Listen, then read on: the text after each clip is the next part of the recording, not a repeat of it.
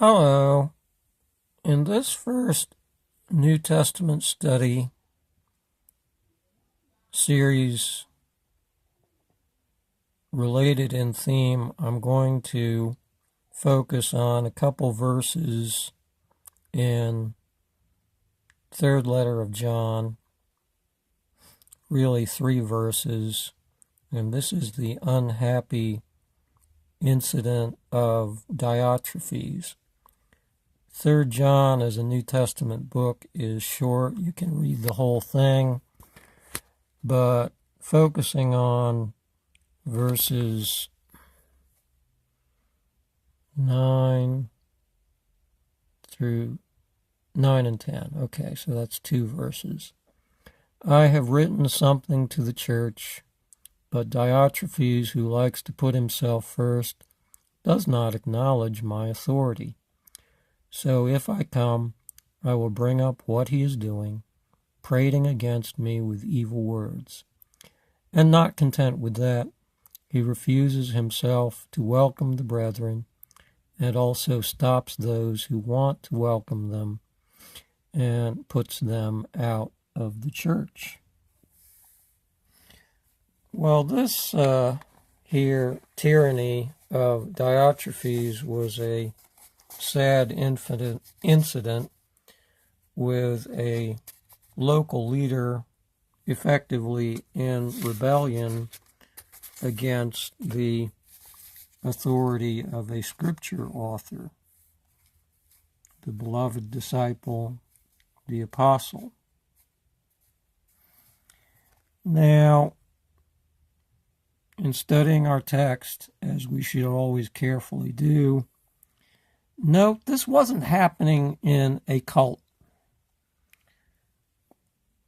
John, in third letter of John, repeatedly refers to the group he's dealing with that had this problem with Diotrephes as church.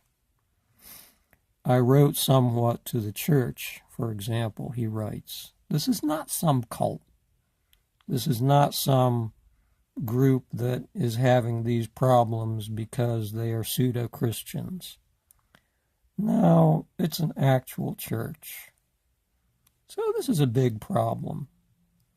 And I would add there is no guarantee that, okay, this was an unfortunate incident that happened way back in the days of the apostles, but we have some assurance it's not going to happen again. We have no such assurance. Such things can indeed happen in the churches after the apostles' time. And therefore, we need to take heed to the possibility that it can happen again, and to think realistically about what it's like, what it looks like, so to speak, when such things happen again. In fact, going into a bit of spreadsheet type detail, I think there are 4 possible cases that we need to consider. The church court, or the rulers of the church, could be right or they could be wrong. And likewise, the people or person, to make it singular, who they impose sanctions on to the point of casting them out of the church, could be right or they could be wrong.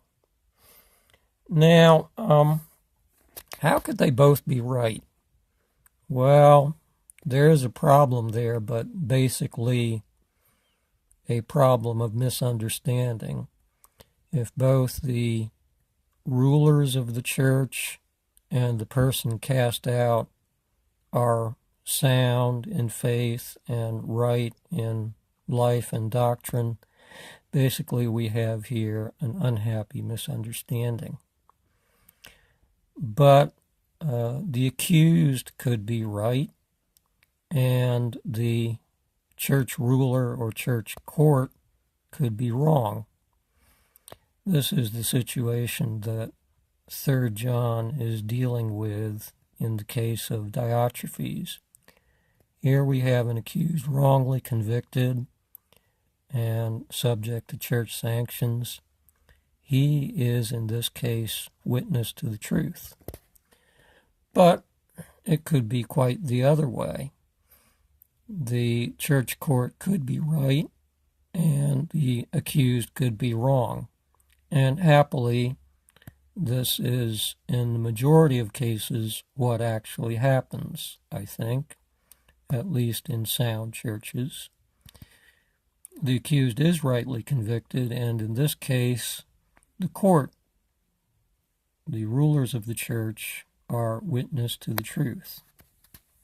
And the church itself is witness to the truth in going with this righteous decision.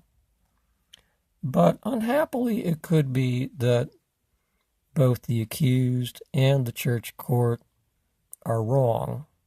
Here we have a person unsound in doctrine or life or both, cast out of the church, and yet the church court and its rulers in doing so is itself proceeding on a unsound basis.